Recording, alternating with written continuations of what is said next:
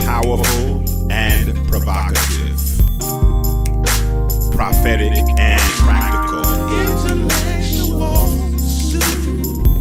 informative and inspirational. How you gonna do better if you don't know what better looks like? I do. Come on, let's talk about it with me, the mind massager.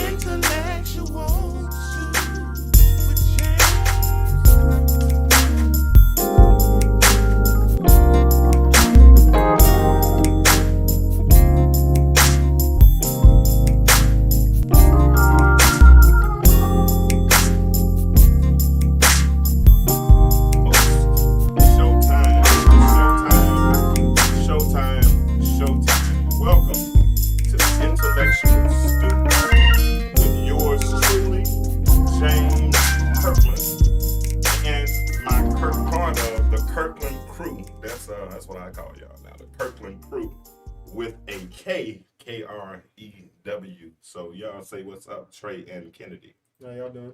Hello. All right. So listen, they're only going to be here for a few more weeks. So while they're here, before Kennedy goes back to school and before Trey makes a major move in his life, I wanted to have them on the show as much as possible. Listen, we talk, when you hear me talk, most of the times you hear me talk about how we're on the path to better and how I'm trying to create a better community and a better environment.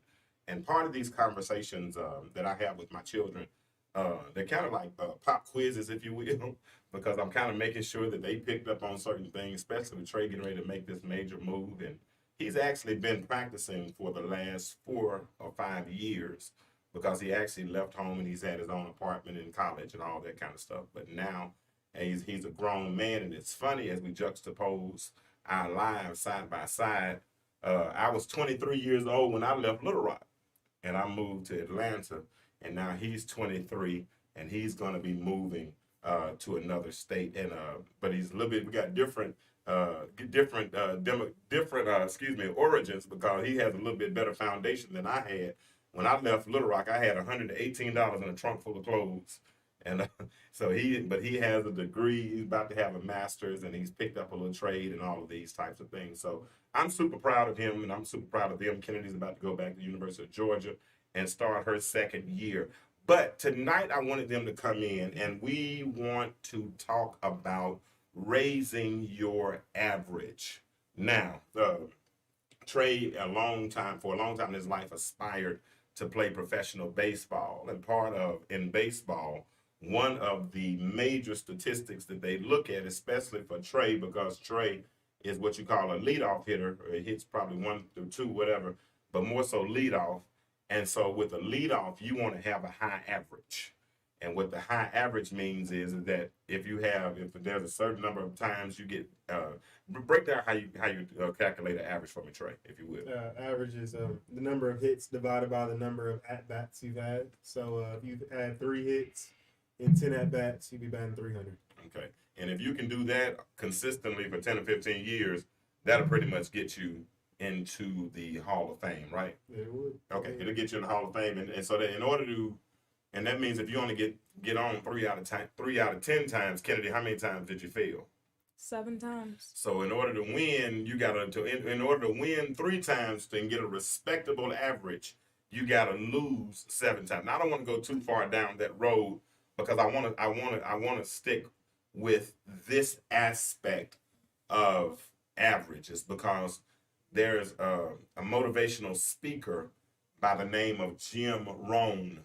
And Jim Rohn says that we are the average of the 5 people that we spend the most time with.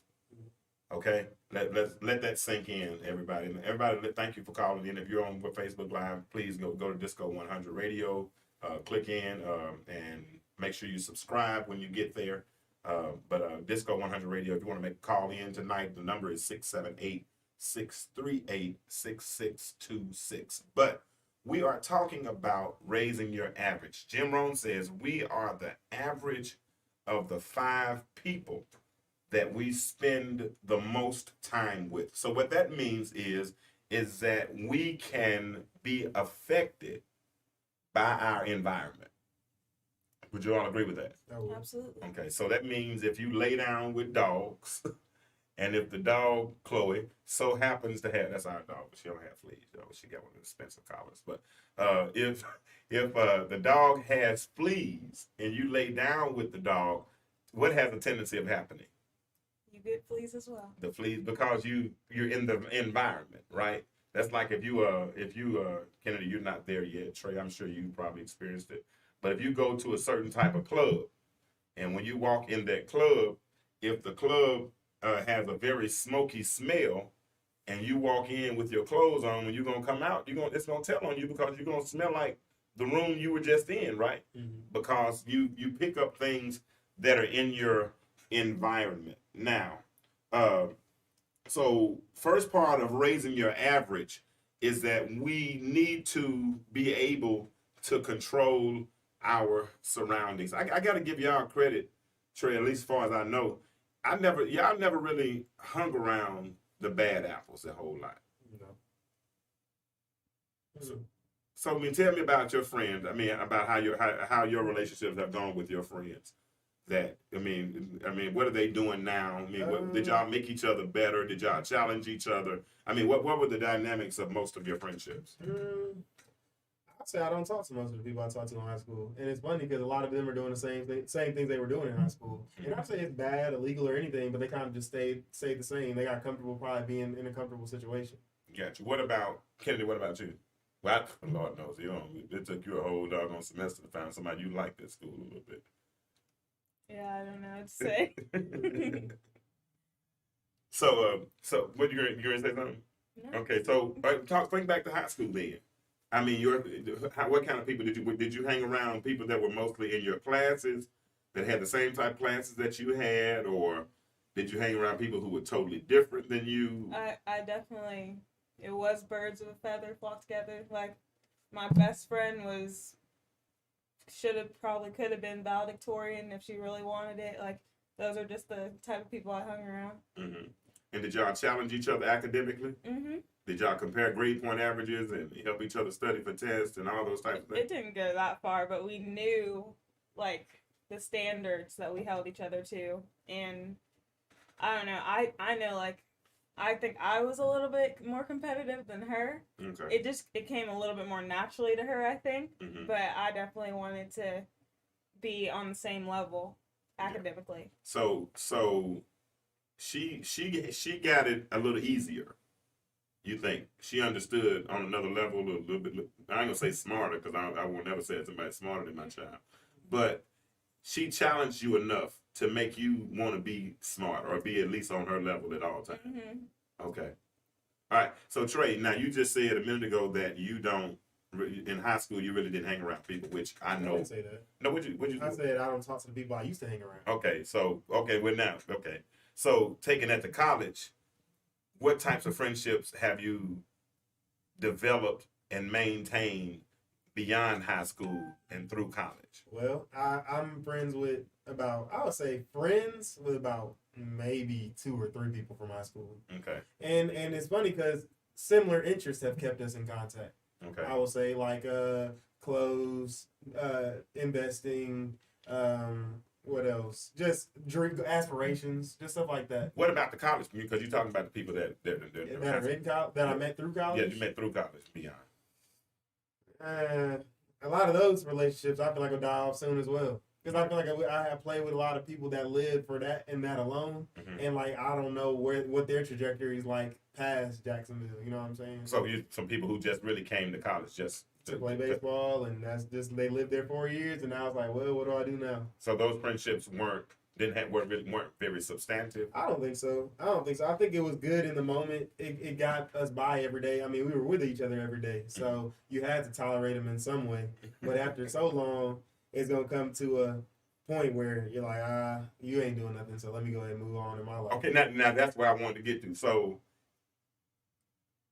So you are mature enough to recognize when certain ones that are around you are taken away or aren't adding to you. You understand what I'm saying? Yeah. That could potentially. I'm gonna give you an example. I remember, and I don't know if I've ever told y'all this story of Disco. You can listen to it. When I was in college, my freshman year, I had a car. And so, first week of school, you meet all these freshmen from all over the country, and you meet people in the choir, you meet people in the dorm. Just went. So next thing you know, I got 5 people riding around. I had a 1987 Dodge Colt. I'm talking about black, the tinted windows. I had the airbrush on the back, 100% legit.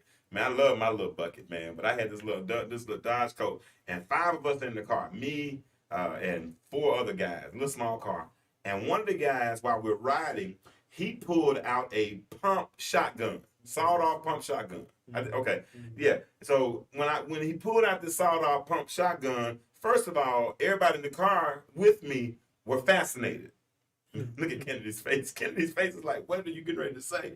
But listen, so everybody was fascinated by the gun, right? I'm nervous, Disco, because I'm like, number one, we drinking right now. I know we shouldn't have been drinking, but we were drinking at this time.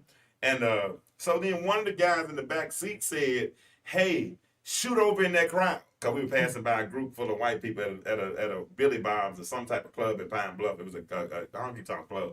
And they said, hey, shoot over in that crowd. And I said, no, you don't. and I made a left turn, man, and we got the heck on out of there, and we got back to the campus, and I told him to get out of my car, and from then on, if you got in the car, you got a trench coat. Number one, I should have been nervous, and I should have probably inquired when I saw that he had a doggone trench coat on in doggone 90-degree weather. But he had but just think about how many people have been in that same situation. Because if I had not said, no, you don't, or if he would have acted quickly and just shot right quick, what if he would have killed somebody? And then next thing you know, they would have said, okay, it's a little red Dodge coat with Arkansas tags that had 100% legit on the back. And next thing you know, they'd have been coming to pick me up. And I'm 48 now, I'd probably still be in jail. Why? Because you're hanging around people that can potentially bring you down. So you have to always be careful. You got to always be aware of your surroundings, because if you're not aware of your surroundings, you're setting yourself up for failure. And the old saying, I'm going to say it one more time, if you lay down with dogs, you just have a tendency of getting up with fleas. So you can control your surroundings. So how do you start to control your surroundings? Then what I want to do is, because since Jim Rohn said that we are the average of the top 5 people that we spend the most time with, I want to do an analysis of the top 5, because you chose to hang around people who were smart on your level. You weren't gonna hang. I know you. If somebody was not on your level educationally or intellectually, you would get bored real quick, and you probably would get frustrated real fast, and that friendship would be very short-lived, because you're my daughter. And as sweet as you are, you know how to cut with a tongue, and you definitely know how to cut with an attitude. So Trey the same thing. Trey just disappeared too, and just won't rock with him either, because all of us, y'all got to tell y'all this. All of my children are comfortable in their own skin. I mean, so I think 2/3. Most of us are pretty much. Now she stay in her room all the time too, so we all comfortable in our own skin. So we don't have to be under people or be around people for validation. You know what I'm saying? I would like to believe that we validated y'all enough to coming up that you didn't have to. But listen, I want to do an analysis of the top 5, and because even on this journey to the place that I like to call better, on the path to better, there are some necessary evils. There are some people that you need in your life that it doesn't seem like they serve a purpose, but truth be told, they still serve. My daddy taught me this, and this is one thing I do remember. He said you can learn something from everybody, even if it's what not to do. Do y'all agree with that? Yeah. Because you can look at certain, like, yeah, I said it in harmony. You can look at somebody, even if you watch their behavior patterns, if you watch their attitudes, if you watch how they rock, how they vibe, all that kind of stuff. If you watch them, you can learn something, what not to do. And that will help you. But so what I want to do is I want to do an analysis of the top 5 people that we potentially surround ourselves with. And these are people we actually avoid, But if we view it with the proper perception, these same people that we avoid can actually add to us, if that makes sense. All right. So there are several types of people. The first type of person is a doubter. A doubter. A doubter.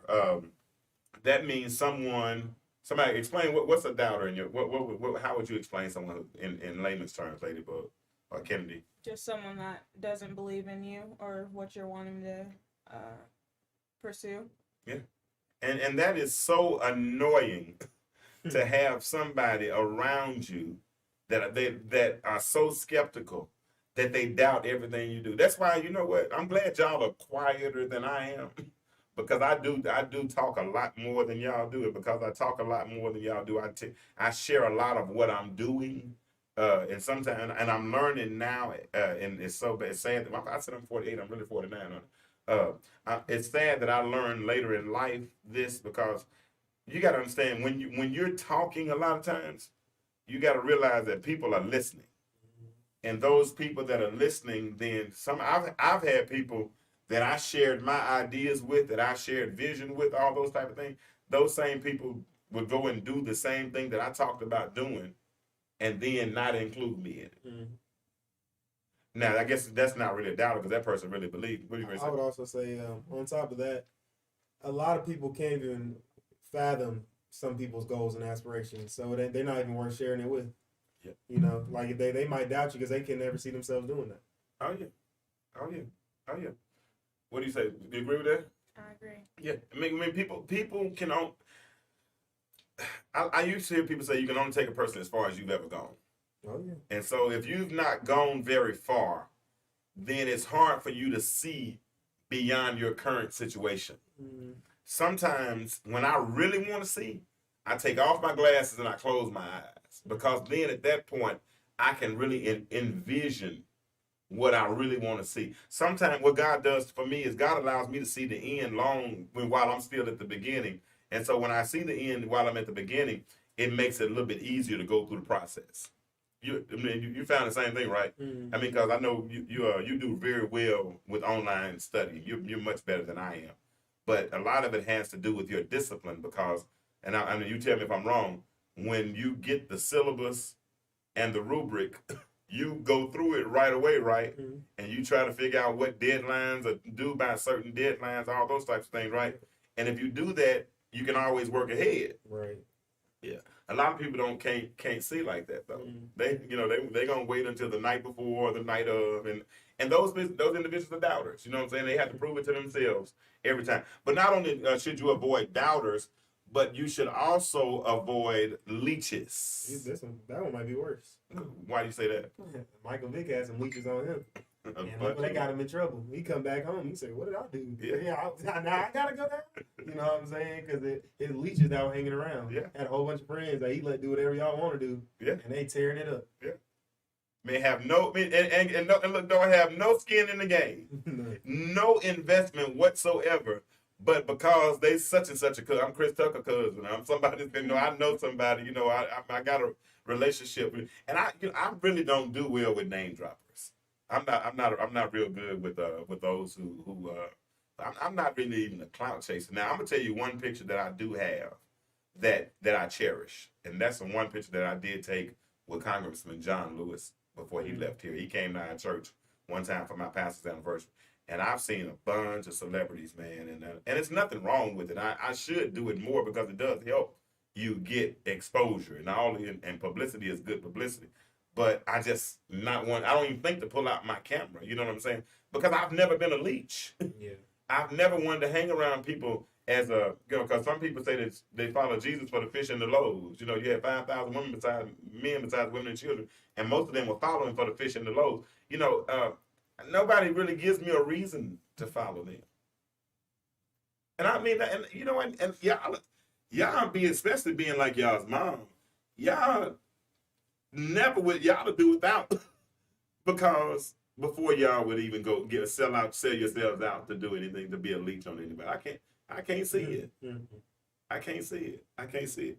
All right. So not only are we talking about people, announcing up top 5 the people that we want to avoid that it can actually add to our lives, Not only do we want to, are there doubters, not only are there leeches, but there are also critics.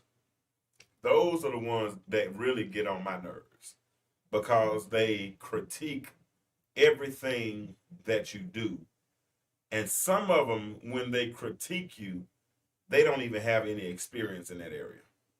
Sports analyst. Oh man, armchair quarterbacks and armchair coaches.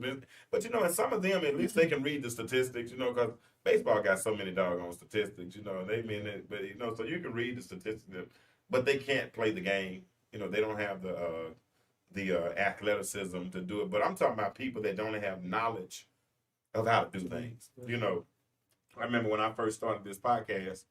Only one I really listened to from the beginning was really Disco. Because Disco got 1,500 followers. Disco had about 7, 8 shows at that particular time, well, probably if not more than that. And so with him knowing how his platform is, he gave me an opportunity because he had me come in, start interviewing with certain people, give me a chance to talk, all that kind of stuff before I did my own show. And even his critiques were positive critiques. And bro, you need to do this. Bro, you might want to look in the camera. Bro, you want to do this. And it wasn't nothing but he was talking from an area of expertise. Most people don't have an area of expertise and they don't have a platform or anything. So why are they even, you know what I'm saying? That's why when you were young in baseball, I didn't let certain people talk to you. I ain't want certain people talking to you about baseball because they never played.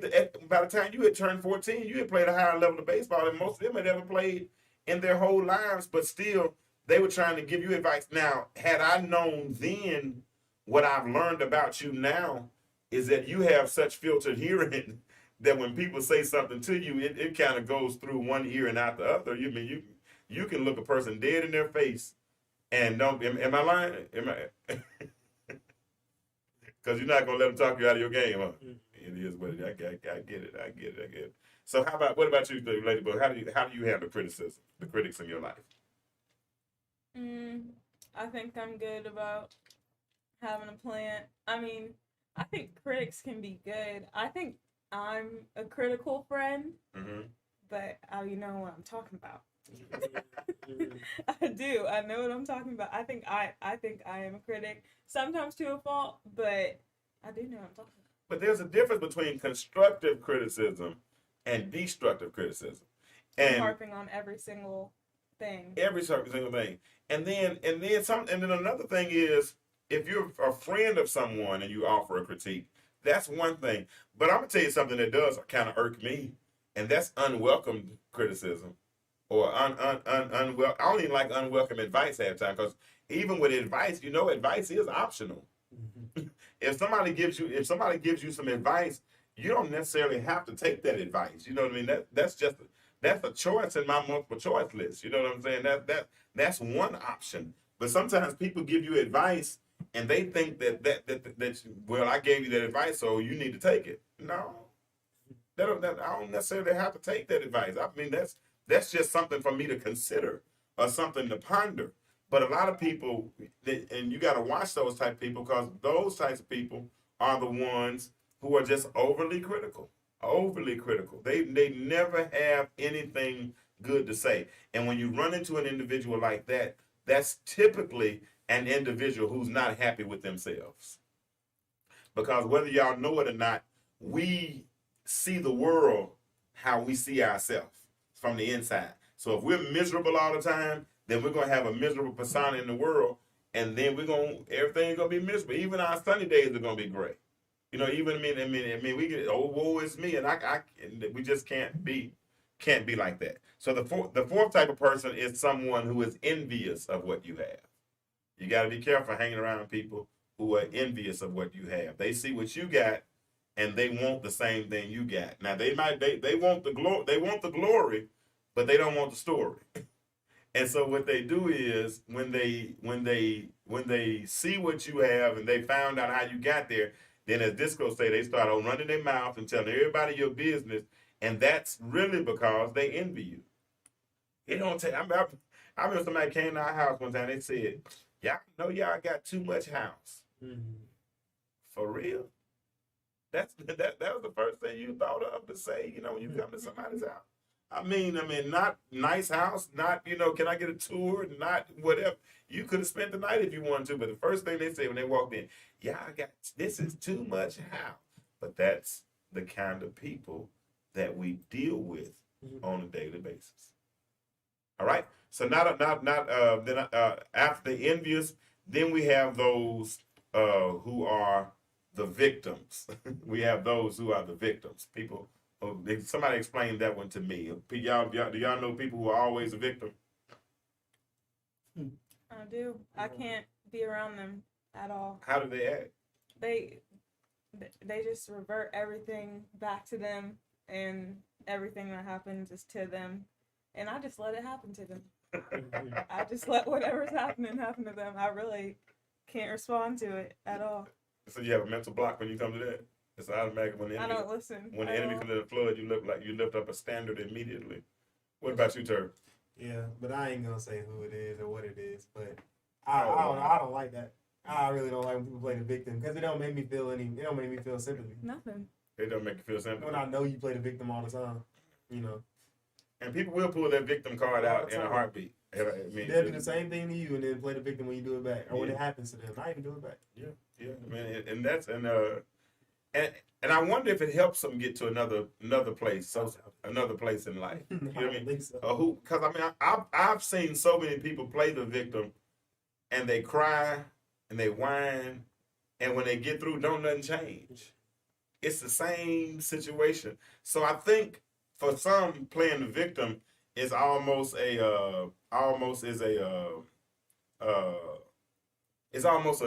kind of a knee-jerk reaction. You know what I'm saying? I mean, I think a person that plays the victim is like so far out of touch with their emotions. You know what I'm saying? That they can't control their emotions because that's just, or do you think it's calculated? Yeah, they're usually weak-minded, I would say. So you don't think they can control it? Sometimes, yeah, but I think it's a subconscious behavior, really. Just a subconscious. I'm gonna play the victim because I know it's usually my way out. I agree. So you think they meant to do it? No, Okay. I think it's Subconscious. yes. Okay. Yeah, I think it's definitely a learned behavior. I think it just automatically just clicks in, and so and they think it gets them attention, or they think it keeps them from getting in trouble, or something like that. But truth be told, it's really But the good thing about dealing with all these types of people that I'm talking about, and there's one more. Is those that make the most noise. And when I say make the most noise, it doesn't necessarily mean that that talk the most. It's just those that keep up the most activity around you, and it's not always positive noise. It may Like attention seekers? Yeah, attention seekers. That's Are you clairvoyant or something? Because Dorothy Brown literally just typed attention seekers right there. Did you see it? No, I didn't. For real? My daughter's clairvoyant. I promise a woman just to type attention seeker. I don't know what that means.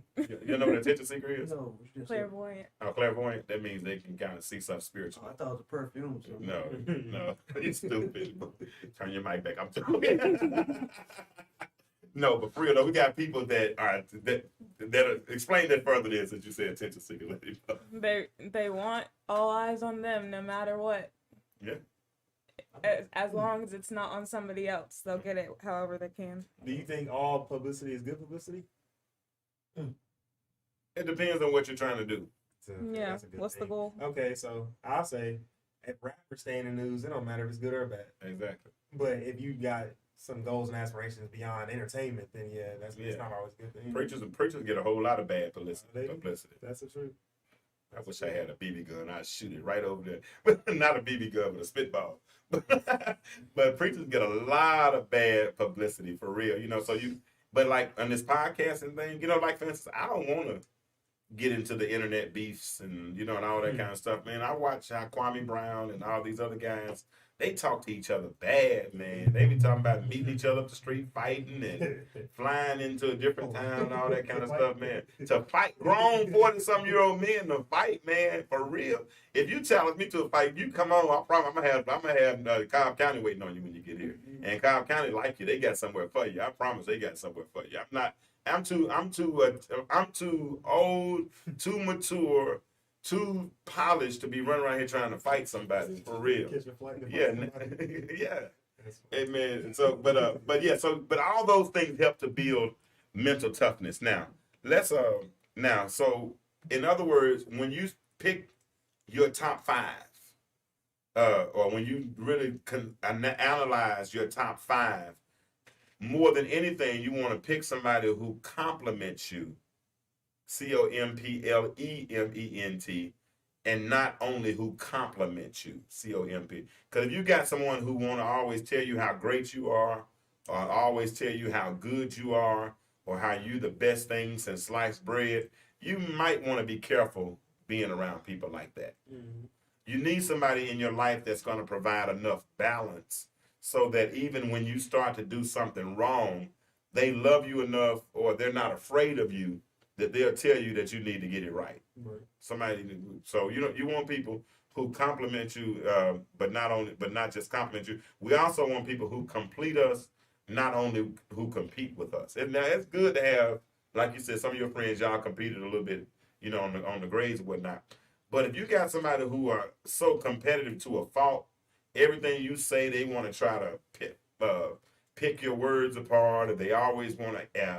And yeah, I know people who always want to embarrass you, or always try to highlight your fault. That's something wrong with that individual. And so I don't need people like that. You know what I'm saying? So you gotta be careful when you start dealing with people like that. So you want people that's gonna tell you what's right. So you want some competition is healthy.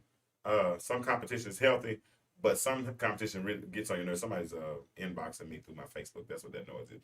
But more than anything, your top five, whoever's around you, y'all got a vibe. You know what I'm saying? And honestly, I don't. Trey, do you have a top five? No. I know I don't. That's why I'm saying I really don't have many friends. Okay. Like, it's not. I don't know if it's a bad thing.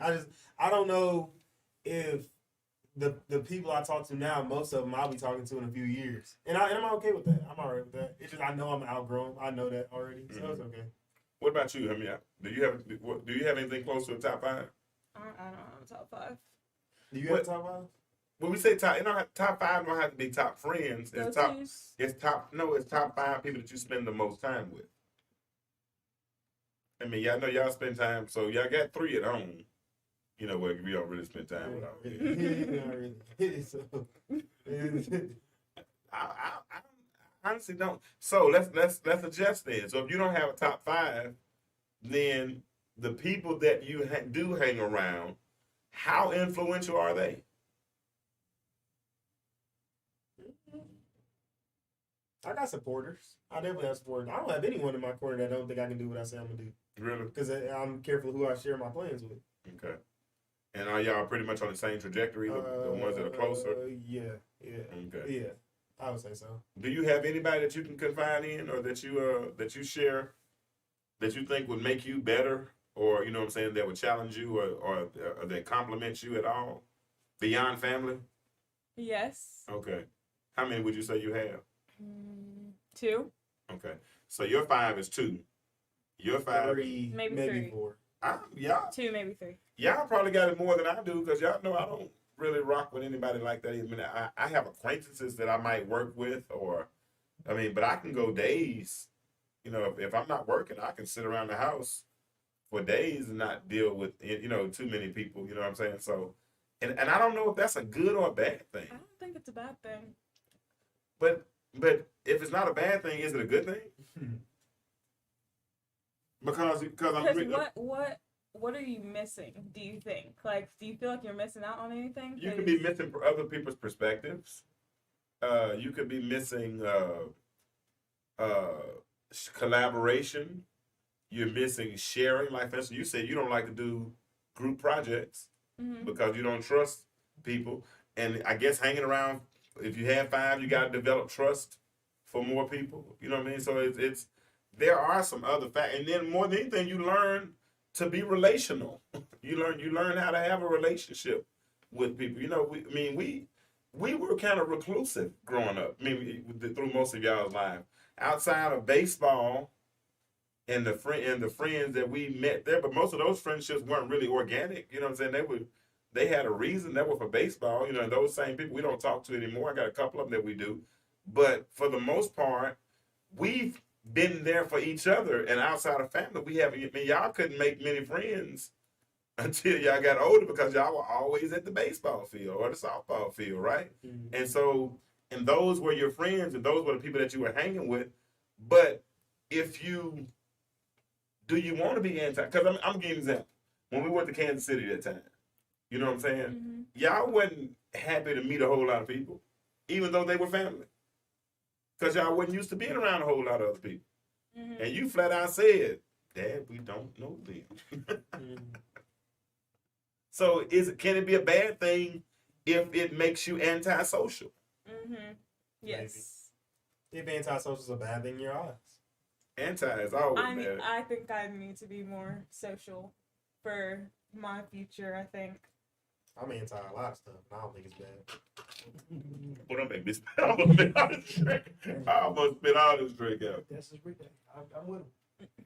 But I mean, I'm antisocial to an extent, but I think it messes me up from the standpoint that when I am around people, sometimes I'm so quick with my mouth, and I think it's but you'll be surprised. I rock with you, but I don't. You can ask my But I children. feel like you have like the ability to flip a switch. I I got feel like to. I haven't developed that all yet. I have to because I'm a preacher. Yeah. And because I'm a salesperson. But if I work a deal for 3 or 4 days, if I go to a dealership, Trey, you know this too. If I go to a dealership for 3 days, I got to come home and sit down for 3, and I don't want to be bothered.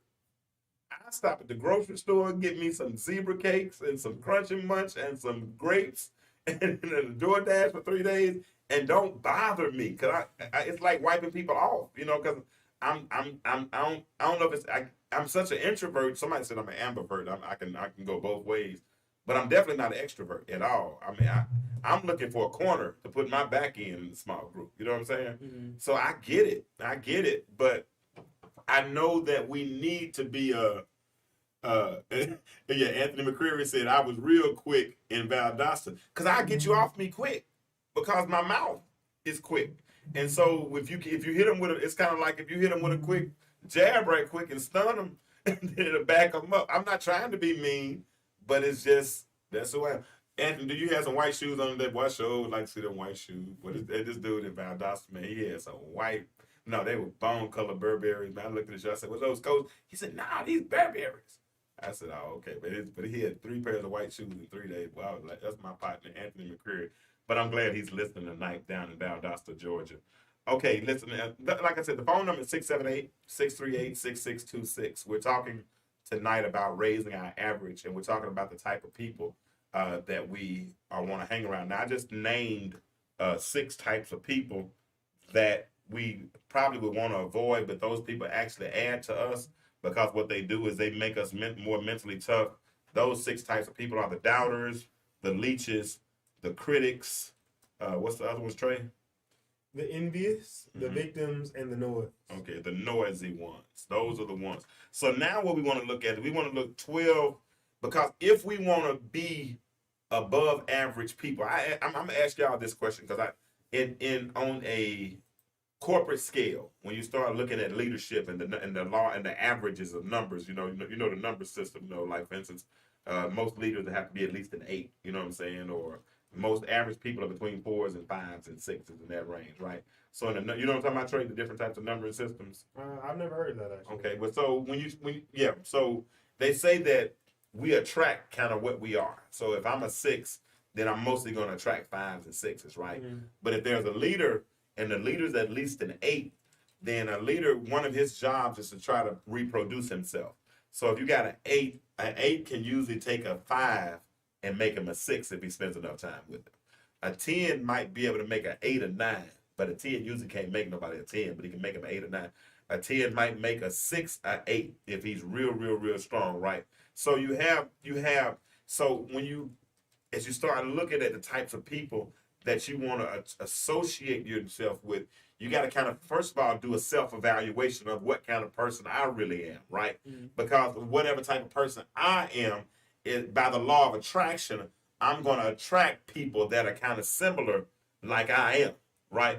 So if I'm an 8, then I'm probably going to attract 8s. And I don't, I'm not saying where I am yet, but just depending on where you are. So what we want to do is we want to look at some characteristics of above average people through philosophy, and we have some quotes that kind of help back some of these points up through philosophy, because these characteristics are good, and these are going to be characteristics that are carried by above average people. Ladybug, read that first one for me. What is above average? What does the first above average people do? The first characteristic is that they respect and exercise their power over their reactions. You hear that? Did y'all hear that? The first thing above average people do is they respect and they exercise their power over their reaction. Now, I can't control how you talk to me, but I can control how I respond. And I'm learning that as I mature, and I'm sure my children can attest to this a little bit. I'm learning that as I mature, and I'm 49, and I'm still growing. I'll be honest with that. But at 49, my reactions aren't the same like they were at 29, and they're not like they were at 34. They are not like they were at 36 and 37, because there was a time that if you said something to me that was out of the way, then I would probably try my best to get you together real fast, and I try my best to embarrass you. I mean, I was wrong. I mean, it is what it is. I was wrong, but what you got to learn how to do is you got to learn how to control your reaction. I was looking back at one of your videos. You know, when it was the video when you did the leadoff home run against Appalachian State in the tournament when y'all went to the regions that year. And it was interesting because when you were running around the base, it was like, it looked like you were bound with a rubber band or something, because you didn't want to throw your hand up and do like that or nothing, but you kept throwing a little fist like yeah. I'm like, boy, and I was laughing because I'm so used to you not showing emotions. I'm so used to you just getting a home run around the base, step on the base, make a double play, get through with it. And it's so funny because you've been on ESPN, you ran 100 feet across the field, dove, rolled on the field, all that kind of stuff. You get up and all you do is throw the ball in and go right back to your position. Because you are mentally tough enough. What do you think made you so mentally tough? All the things we kind of went through when we were younger, or when we were younger. But yeah, we went through a lot when we were younger. And a lot of people have no clue. Exactly. They have no clue. They have no clue, man. They have no clue. I think that's also a subconscious thing. I think it's the Freudian perspective. Sigmund Freud said many of our experiences are based off of like what happened in our childhood and to our subconscious thinking. Yeah. And I think that's kind of how I've been conditioned, just in subconscious thinking. I don't really think it's been built or anything. It's kind of just happened. It definitely happened. You would, man, at 6 or 7 years old, you would jump on that scooter and be going to the lights, to the lights off. We would be at parent-teacher conferences and people would know you, that we didn't even know because we kind of let you go. Trey was interesting, man. Trey, before he took swimming lessons, he taught himself how to swim over at a friend's house, hanging in the backyard. He got over the little fear of dogs that he had as a youngster. He got over that fear of dogs. He taught himself how to not be afraid of dogs. He went through a whole lot, and I guess you kind of did pick those things up subconsciously. And like I said, out of the 23 years that I've known you, I can only think of 2 or 3 times that you've shown emotion. I mean, it took a whole lot for you to show that emotion on that home run. You did show emotion when them boys stole your candy, though. You were hot on that one. But that's a good thing. But above average, they respect and exercise their power over their reaction. Trey, read the second one for us. They see happiness as a decision, not a goal. Somebody type that one in the chat for me, please. Somebody type that in the chat. It says they see happiness as a decision, not a goal. What does that mean, Ladybug, to you, if you had to break that down? They see like every opportunity that they have to go in every opportunity that they have to get to that goal. They're still happy every step of the way. Yeah. Yeah. I mean, is the decision. I mean, Yeah, regardless of what that shouldn't happens. be a goal. Yeah. That shouldn't be a goal. And if your goal in a relationship, if your goal is in a marriage, if for you looking for somebody else to make you happy, I'm gonna tell you right now, you probably need to get out of that relationship and you need to do a self check and really reevaluate your position as it relates to what makes you happy. Because number one, most people say happiness is based on happenings. So if your happiness is based on happenings, then you've not made your happiness your decision. You said, I'm going to do this, I'm going to do this, and then this is going to make me happy. No, you need to wake up in the morning with happy.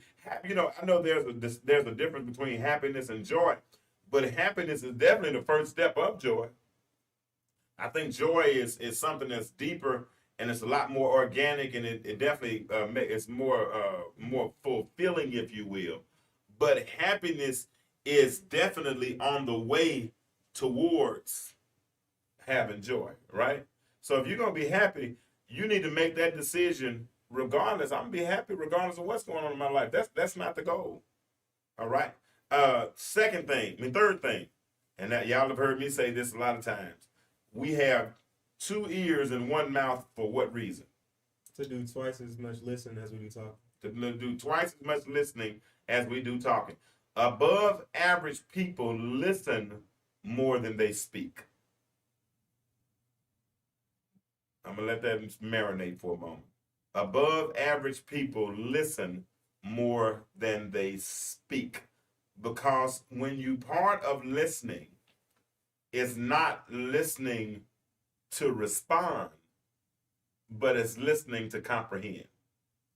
Right?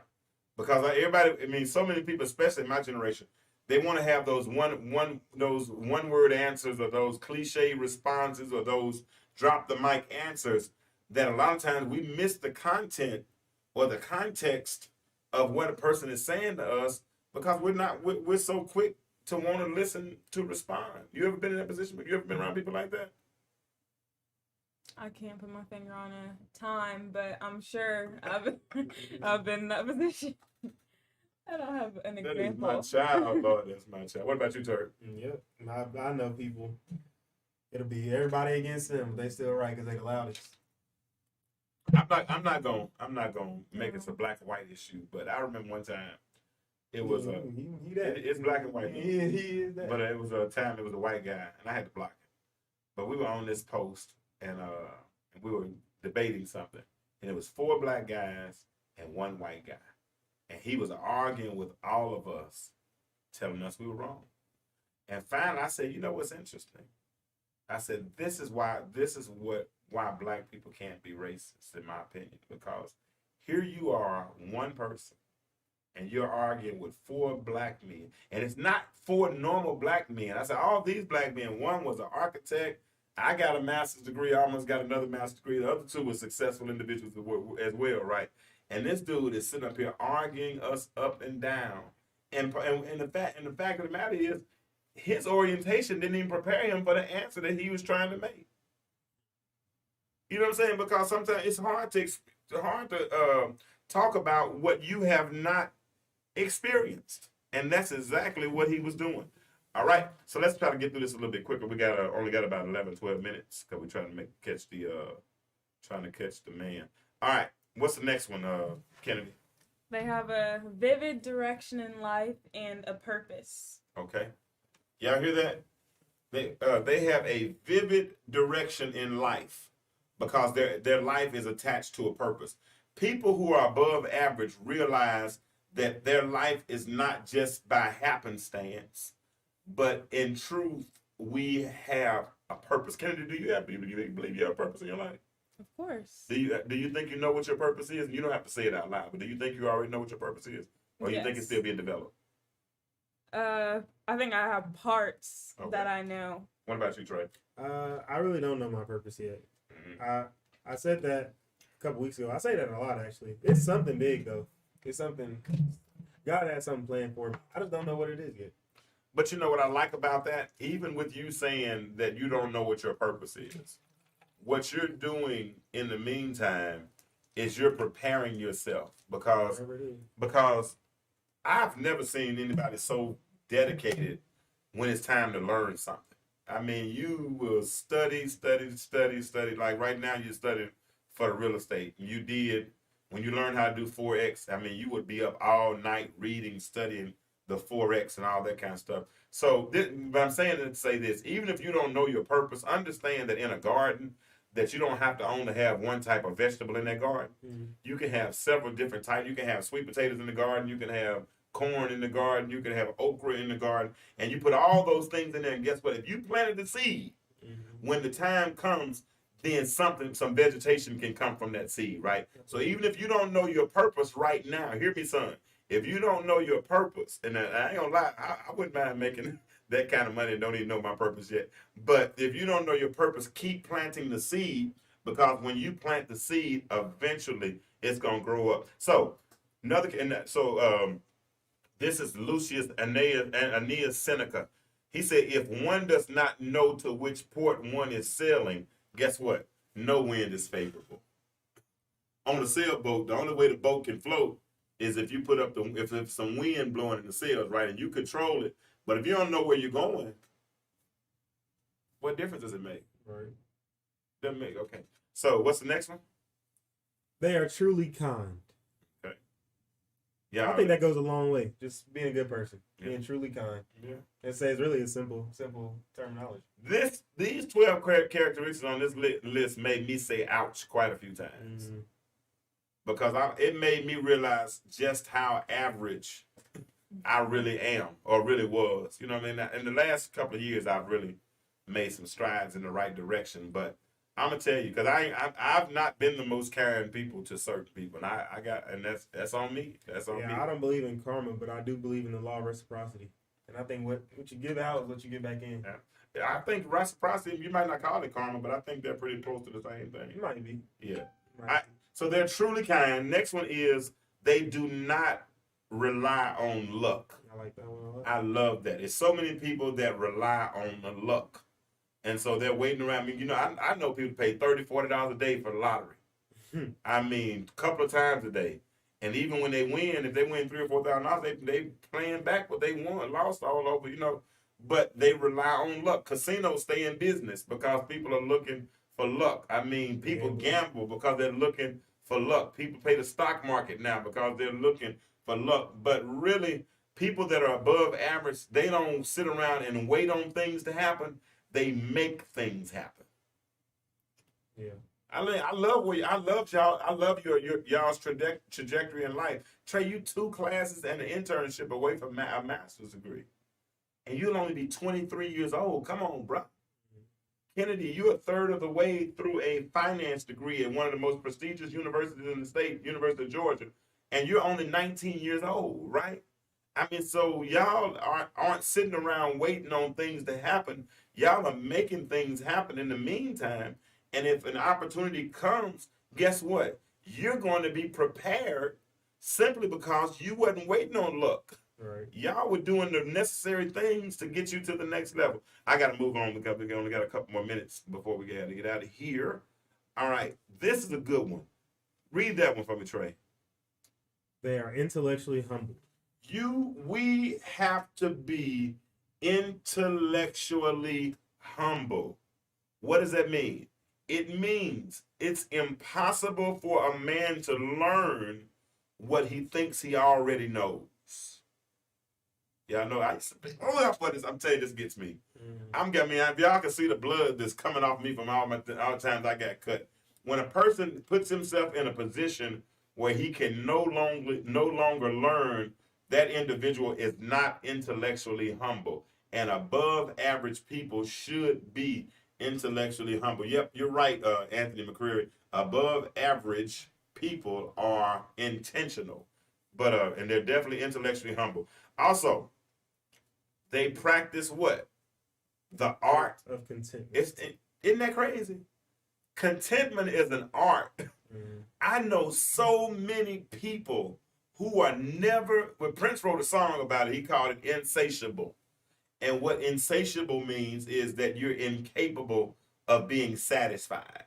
I know too many people that are incapable, never satisfied. Every time you see them, they complain. They live on Barely Get Along Boulevard, and they're never happy because it never seems like they never get enough. Mhm. They're always, never satisfied. They're always affected by what some people call the more mentality. I always want more. But we got to learn to practice the art of contentment. We need to be cool.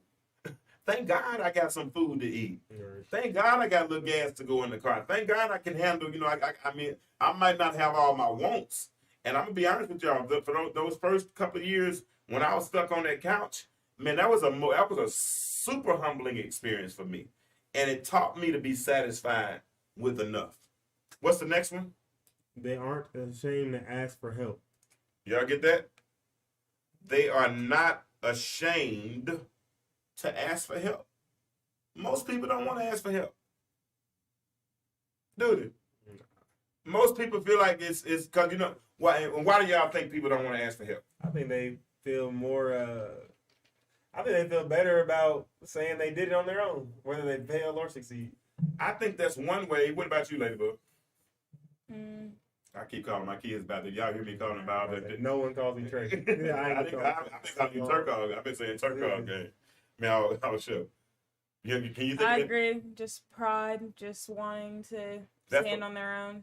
That too, but I believe that a lot of people just don't want people in their business. Mm. People are embarrassed to ask people for help because if I ask you for help, that means I've invited you in my house. Yeah. And see, we're from a different era. When we were younger, you just didn't invite people in your house. And when you invited them to your house definitely had to be clean. And if your house wasn't clean, mama sure wouldn't let nobody come over there. And so when you ask people for help, in a sense, what you're doing metaphorically is you're airing out your dirty laundry. And you're inviting people to come in your house and put their foot on your coffee table and see, okay, yeah, this person has the same type of problems that I have. And because they have the same type of problems that I have, then I got to be careful about letting them in to my personal space. We're almost done. We're going to got a couple of more to go, but 3 more. But we're talking about characteristics of above average people because we're trying to really affect the top 5 individuals that we spend the most time with because we're the average of those top 5.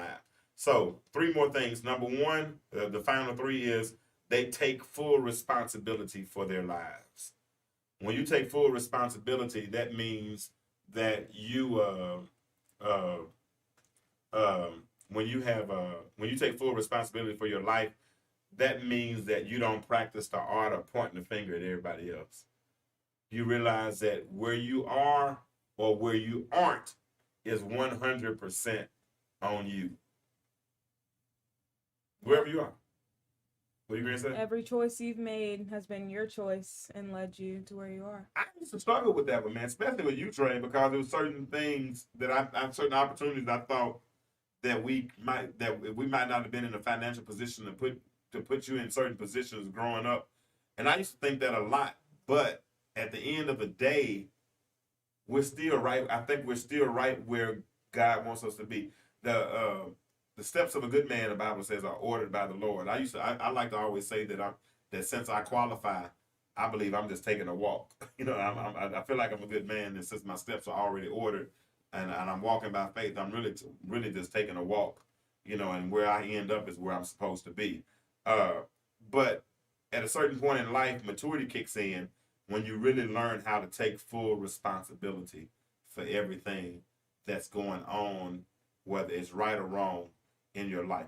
Here's the next one right here, and both of y'all are good at this. Both of y'all, Ladybug, I don't know how you do it, but you do it. I want you to read that one right there for me. They radically protect their focus. They radically. How do you stay focused? Because y'all, those that don't, this child makes straight A's. She makes straight A's. She might make a B every now and then, but she makes straight A's. But if you watch her study regimen, she'll sit on the couch, and I've said this before, and the dog will be sitting right beside her begging for food or whatever. she'll have the book in her lap, TV on, but she gets it done. And she's writing, she's reading. How do you stay focused in those times? I'm just committed. I'm committed to being my best, and I will do whatever it takes to get there. And I don't know, the environment, it just never has affected me. I've just always done it, so I feel no need to change That's a it. good thing. Yeah. And you know what, that points back to what we said last week. You got to attach yourself to the desire and not the goal, because you said I got to get it done. I mean, I have no choice but to get it done, and I'm gonna focus. Trey, how do you maintain focus? I mean, you get up and you used to have to go from a 92-mile-per-hour fastball to a 75-mile-per-hour curve, and sitting in the outfield when it's 45 degrees and might not get a ball the whole game. How do you maintain your focus? Okay, well, I can relate stuff more to outside of baseball nowadays. So sorry. Yeah, I see the end goal. I drill it. I watch the same things over and over. Just interviews of people living the way I want to live. So I see the end goal. That's how I maintain my focus. Yeah, in baseball, I don't. So you're done with the baseball. So It's hard for me to make those analogies anymore. Yeah. I got you. And that's something that I'm really trying to work on. Is I'm trying to work on my focus, because I'm the type person that can sit in the chair, have the laptop in my lap, have both cell phones, sending an email on one phone, playing a game on another phone, building a website with the laptop, and have the TV on, and all this stuff going on. And sometimes I might even be on the phone at the same time. But I have 4 or 5 screens up at one time. Now, I'm learning. Like today, I spent most of the time building a website. So y'all get ready. The website's coming real soon. I've already got this called the intellectualstew.com. So you'll be able to go there and watch videos and get information about the show and order t-shirts and all those types of things. So that should be ready in the very, very near future. I'm not very good at building websites, but hey, I'm gonna go ahead and do it, and it's gonna be mine. We got to start somewhere. So here we are. So today I guess I was pretty focused, and I'm getting better with my focus. But one of the characteristics of above average people is that they are laser focused. And now the final one is, of all of the characteristics, I just let's notice I spelled characteristics wrong. The final one is that they are filled with love. They're filled with love. So when a person is filled with love, then that is a above average type person. How do y'all feel about that? Can y'all see how that fits into the characteristic? How would a person being filled with love equate to someone who is an above average person? I feel like when I would like probably replace love with positivity. Okay. Because I think if you're positive and you have a good outlook about what you're doing, you're, what's that word? You're validating every step of the way, validating yourself. You don't need anyone to validate you. If you're positive in that way, I think that you're gonna just radiate a better energy. Mm-hmm. What about you, Trey? James. What about you, James? Love, yeah. It goes hand in hand to one of our earlier points of what was that? Being truly kind. Just it goes hand in hand in saying like, being a lovable person, a loving person, it just kind of radiates, like she said, that good energy off of you, and it attracts it as well. Gotcha. And okay. Now that's a good thing right there. You want good energy. You want to radiate good energy, because people do, and you know what? People use that term a whole lot right now. Energy. Yeah, I mean, I don't know if it's metaphysics or whatever it is, but people really do use that whole term, talking about positive energy or good energy or reading somebody's aura and all that kind of stuff. I'm still of the old school, so I still call it the Holy Spirit, and I think the Holy Spirit leads us and guides us into all truth and all of those things. But those are the 12 characteristics. Oh, get in for me.